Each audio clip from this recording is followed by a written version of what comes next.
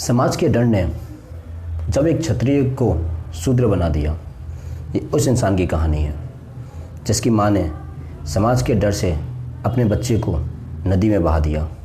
ये उस इंसान की कहानी है जिसने एक बड़े साम्राज्य का एक बिल्कुल राजा बन सकता था, लेकिन उसको उस राज्य से उसके बचपन में ही वंचित कर दिया गया। ये एक ऐसे इंसान की कहानी है जिसे समाज ने बार बार धुतकारा, सिर्फ उसकी जाति के नाम पर। सिर्फ लोगों ने उसे ये कह के बोला कि तुम तो सूत पुत्र हो। हाँ, ये बात है, सूत पुत्र या सूर्य पुत्र दोनों आप कह सकते हैं, क्योंकि दोनों ही उसके नाम थे, सूर्य पुत्र और सूत पुत्र कर्ण के। और कितनी अजीब बात है ना कि समाज के डर से उस समय भी एक माँ को अपने बेटे को गंगा में बहाना पड़ा। ये बात आज की नहीं है जो हम कहते हैं कि आज लोग डरते हैं, जब हम समझें कि ये बीमारी बहुत पुरानी है। ये चीज़ें आज की नहीं हैं, ये चीज़ें बहुत पुरानी हैं कि अगर ऐसा कुछ हो जाए तो समाज क्या कहेगा, और उससे भी बड़ी बात समाज क्या कहेगा।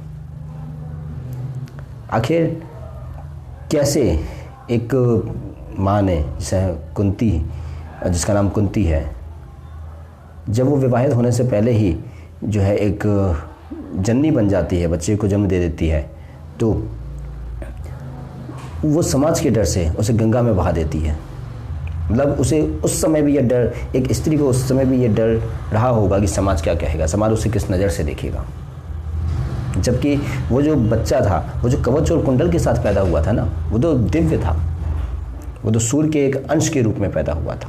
लेकिन आप सोचिए कि इतनी दिव्यता होने के बाद भी उस समय का समाज भी कैसा रहा होगा। यानी कि ये जो जाति की हम बात करते हैं, या जाति प्रथा की जो हम बात करते हैं, ये बीमारी आज की नहीं थी है, ये बीमारी 1947 की नहीं है, ये बीमारी भारत की आज़ादी के समय की नहीं है, ये बीमारी ही उस समय की है। और महाभारत के समय से भी पहले ऐसे कह लो कि राम जी के समय की है, रामराज के समय की है। लेकिन शायद उससे पहले ये बात नहीं रही होगी, क्योंकि अगर हम सनातन संस्कृति और भारतीय संस्कृति, इंडियन जो कल्चर है, अगर हम उसके सबसे पुराने जो धर्म ग्रंथ होते हैं, अगर हम उस पर जाए तो जैसे हम वेदों की बात करते हैं, तो वेदों में तो जाति प्रथा नहीं थी ना, वहाँ तो वर्ण व्यवस्था थी। वहाँ तो सिर्फ ब्राह्मण, क्षत्रिय, वैश्य और शूद्र थे। जो सबसे बेसिक काम करते हैं वो शूद्र हो गए, जो बिजनेस वगैरह करते हैं वो वैश्य हो गए, जो किसी की रक्षा करते हैं, डिफेंस में जो काम करते हैं वो जो है क्षत्रिय हो गए, और जो टीचिंग वगैरह का काम करते हैं, ज्ञान देने का काम करते हैं, वो जो है ब्राह्मण हो गए। लाइक कंसल्टेंट, टीचर, फैकल्टी जिसे आज हम कहते हैं। आज हमने बहुत सारी कैटेगरी बना दी है, प्रोफेसर, लेक्चरर, ट्यूटर, और फिर यूनिवर्सिटी में चले जाओ तो और भी बहुत सारी जो है कैटेगरी हैं, तो वो फिर ब्राह्मण बन गए। लेकिन समय के बीतने के साथ ये जो जाति प्रथा आई, ये इस जाति प्रथा ने, सोचिए, एक सीता को, ठीक है, जो अग्नि परीक्षा देकर लंका से आई थी, उसे भी वापस वन में जाने पर मजबूर कर दिया। और उसी जाति प्रथा ने, क्योंकि जाति प्रथा ने ही राम राज्य में भी ये कहा था कि एक जो स्त्री जिसने सभा में, रामराज की जो राजा की जो सभा होती थी, वहाँ पे जाके जो नृत्य किया था, डांस किया था, तो फिर जब उसके पति ने कहा कि भाई वो तो राजा है, वो तो ऊंचे कुल के हैं, उनसे थोड़ा कोई सवाल करेगा, लेकिन तुमसे, मुझसे तो दुनिया सवाल करेगी। तो उस समय भी वो जो ऊंच नीच का जो भेदभाव था, जो जाति का जो भेदभाव था, कम से कम जाति के नाम पर, तो वो उस समय भी था। और उसी डर के कारण, जाति, एक तो समाज के डर के कारण, जो ऐसी तरीके से कर्ण को भी पूरा अपना जो जीवन है वो एक अलग तरीके से बिताना पड़ा। और फिर जब वो उसे एक सूत स्त्री ने पाला, जब उसे एक किसी निचली जाति के स्त्री ने पाला, तो फिर उसे सूत पुत्र कह के बुलाया गया। और जब इसे ये बात महाभारत के युद्ध से एक दिन पहले पता चलती है, जब उसे श्री कृष्ण बताते हैं कि तुम तो कुंती के पुत्र हो, और कुंती के पुत्र हो यानी कि तुम तो पांडवों के सबसे बड़े भाई हो, तब वो कहता है कि अब क्या फ़ायदा, अब तो मैं दुर्योधन की साइड से ही लड़ूंगा, कौरवों की साइड से लड़ूंगा, क्योंकि दुनिया ने मुझे दुत्कारा है ना। यहाँ पे बात समझ में आती है कि समाज, ये जो हम कहते हैं ना कि समाज क्या कहेगा, जबकि कई बार बहुत सारी चीज़ें गलत नहीं होती हैं, लेकिन तब भी समाज के डर से, समाज क्या कहेगा और लोग क्या कहेंगे, इस बात से कई बार लोगों का जीवन बदल जाता है। और जब लोगों का जीवन बदल जाता है तो वे एक तरीके से विद्रोही हो जाते हैं। कर्ण के मामले में एक तो उसे द्रोणाचार्य ने शिक्षा नहीं दी, क्योंकि उन्होंने कहा कि तुम सूत पुत्र हो। परशुराम के पास गया, परशुराम के पास भी उसने ये बोलकर शिक्षा ली कि मैं ब्राह्मण हूँ।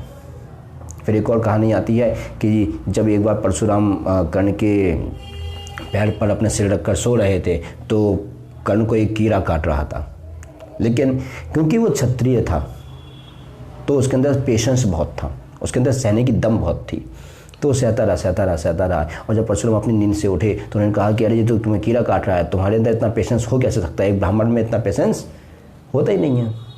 यानी कि तुम जो है एक अलग किसी जाति से हो,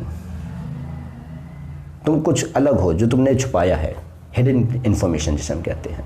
जैसे आज हम कहते हैं ना कि everything should be transparent, everything should be fair, everything should be in a fairness manner,